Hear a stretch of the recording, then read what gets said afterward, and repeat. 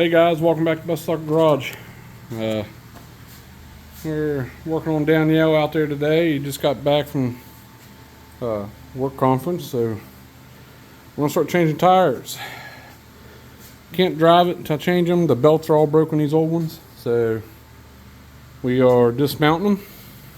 I got one done already. We're putting these on. My dad had these.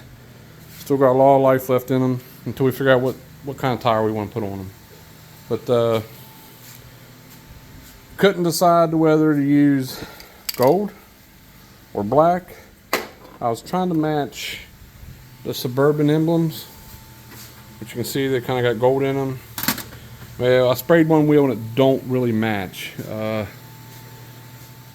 So next best thing to do is flat black. So got the cards all set up, and we're gonna go for another good coat of flat. And I found a couple cans of gloss, so we're gonna paint them gloss. We are going to use the center caps and beauty rings. I was trying to do the gold for the emblems and plates, but as you can see, I don't know if the gold's gonna look good or not. I don't know. You guys tell me. I got primer anyway to make the gold a little darker if I decide. Let me know in the comments. Don't forget to like and subscribe.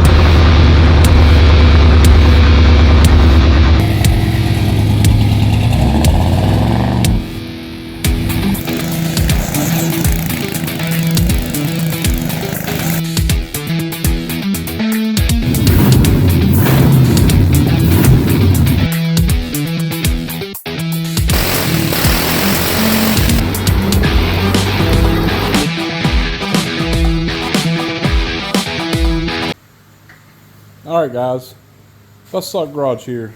Some of you might not know how to do it by yourself, but I'm going to show you how to break down this tire. Now, this ain't the proper way of using this hammer. You're actually supposed to swing at the bead and break it down, which I'm trying not to bend these rally wheels, so I'm going to hold it and hit it with a hammer. I'm going to show you how to do it.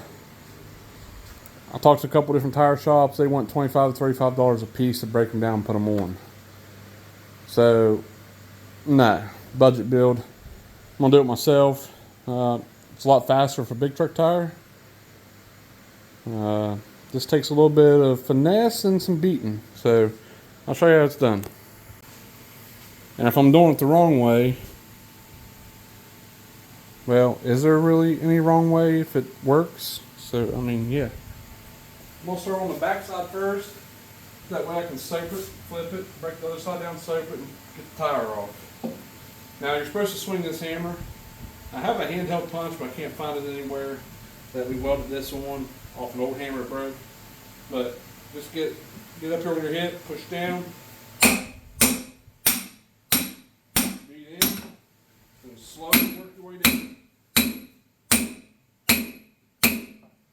As you can see, it's already broke there.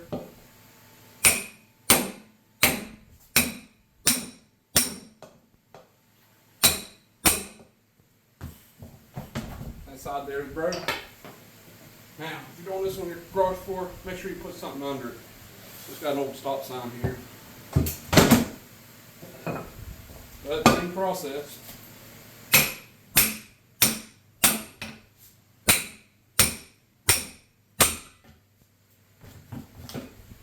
Now, if you're really good at it, big truck tires, I'm used to doing them all the time. With the hammer, you can swing and knock out usually 1-2 hits and it's done. But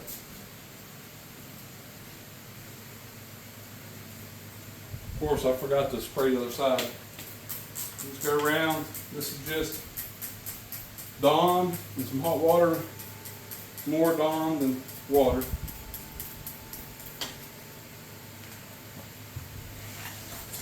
They're lubed up real good, so it's easy to come off. I know, some of you are like, I know how to do that shit. Why are you telling me this? Well, some of you might not know. Just to save some of you, 60, what, 120, $40, $50 or something like that. This is a tire bar. This is just a pry bar. Pop her there. Hold it with my foot. If this is your first time doing it, don't do it in Hey Dudes. It's just hot and I'm relaxing. One tire at a time. We go through. So she's off. Just like that. Flip it over. Now, make sure she's over your aluminum part. So, put this bar in here. You can use the other end, but I'll just use this end. Get your other hammer. I'm going to pry out until she pops.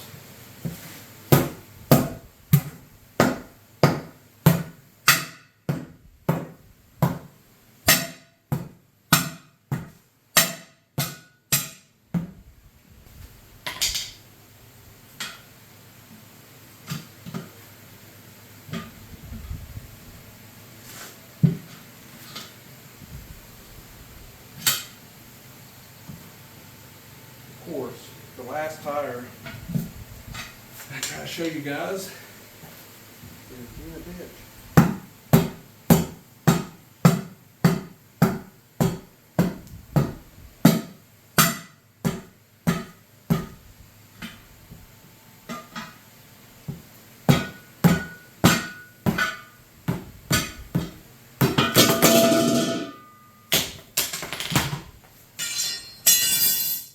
And that's that. Usually when you're doing the backside, this sidewall won't collapse on you when you pry back. And then you can hit the bead maybe 3 times and the wheel pops out. But as you can see, this tire is completely shot and it is really soft. So the sidewall and stuff kept collapsing on me, but she's off. I'll get this wheel cleaned up. Got a little bend in the back. We'll straighten it up and I'll show you how to put one on. Alright, now I'll put it back on.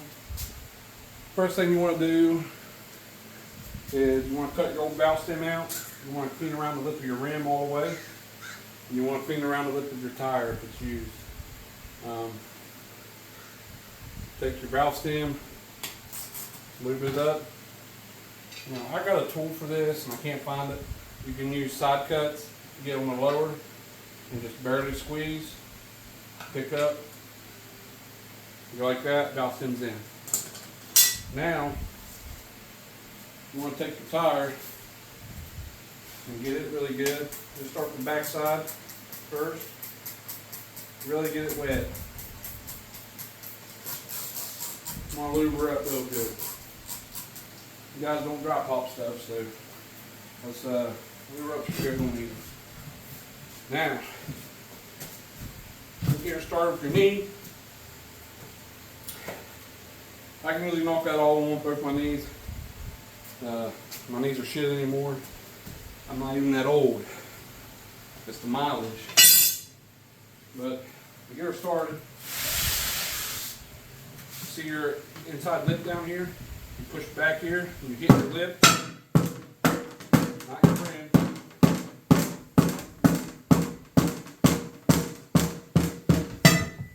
Hit your bead and the inside's on. Come through and lube the outside up. Lube it good. And then take the tire bar, overlap it. Stand right like that. Work around. You do it back and forth if you want. You can go one way.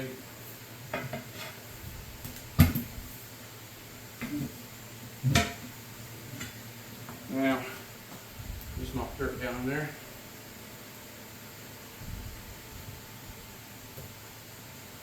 Alright. And then the last one, you get right in the middle. It's on.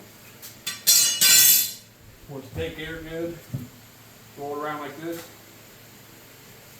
Put your foot in there, and go ahead, knock your back bead on, like that.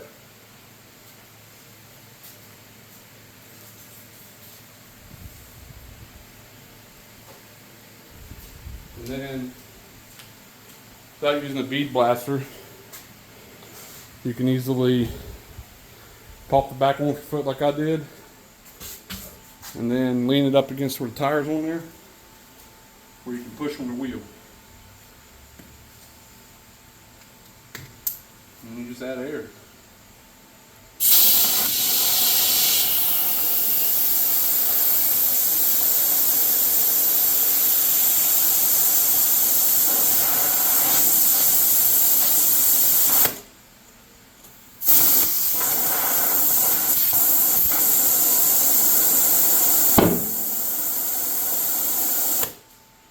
Right there, she's popped on the front, popped on the back. The air was leaking with this. My end's getting bad. But now, all you gotta do is check for leaks.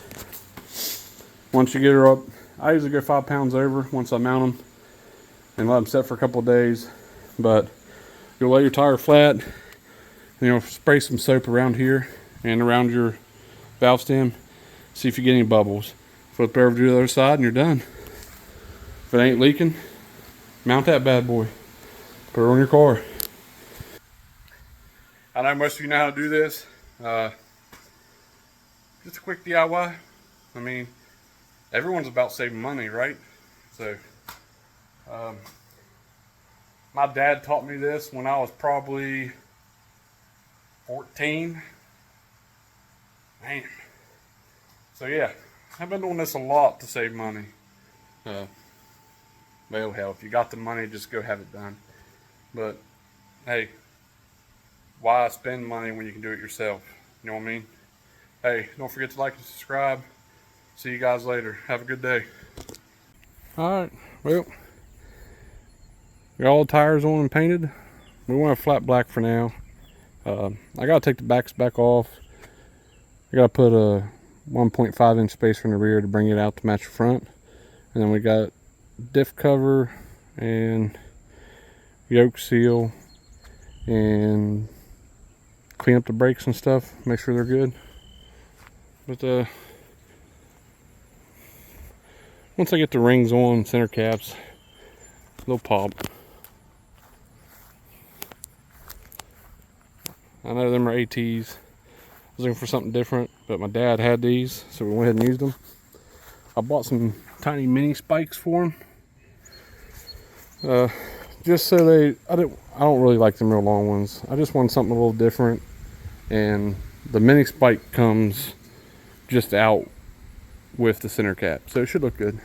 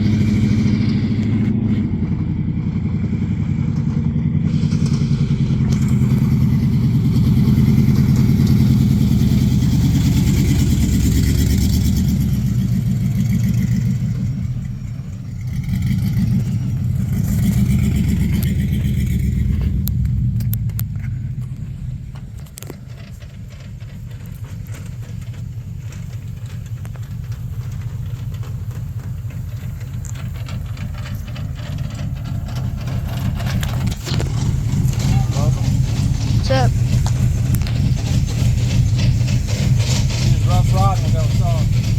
some reason I went to hook up my gauges and my ohm meter then. You know what I mean? Hell, I can't even speak. And it showed this one being that one to the stock gauge. Well, so I wired them up that way, and my temp sensor's reading oil pressure gauge and vice versa. So I'm going to go in here and depin them and switch them. And then, as you can see, I actually know my temp ain't working. My volts is reading as oil pressure, oil's reading as temp. So the fans are kicking on.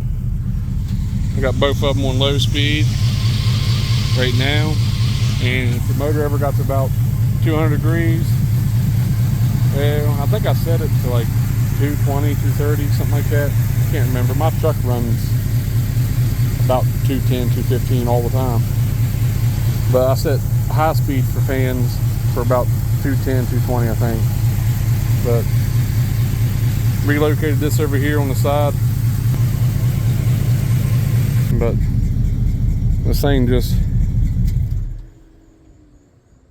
fans kicked off.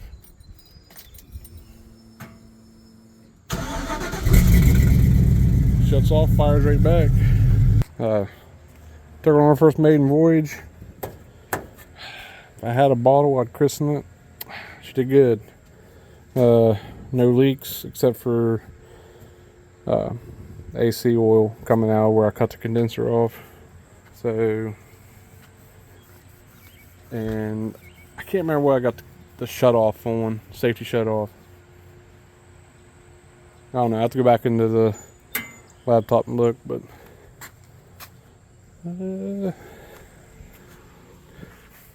tires and wheels turned out good. I couldn't find a gold. I'm gonna go gold, but I couldn't find one, so I went ahead and just primered them with flat black. So when I find the right gold, put it on there nice and thick. But it turned out pretty good.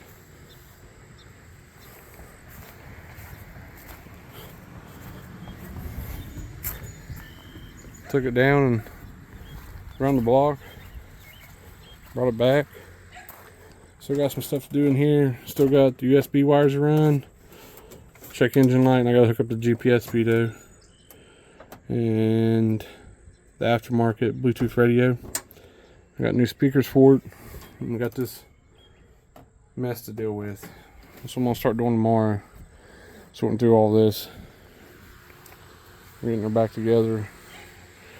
And in a video, you could hear like a real bad rattle, almost like a knock, kind of. But this bumper's not bolted on the sides.